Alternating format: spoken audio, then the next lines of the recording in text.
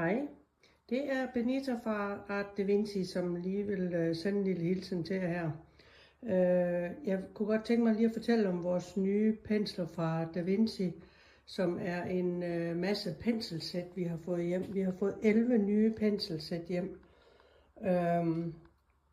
Og det er en af sådan nogle blandede penselsæt, hvor at vi har alt lige fra små, runde og blandede, runde og flade.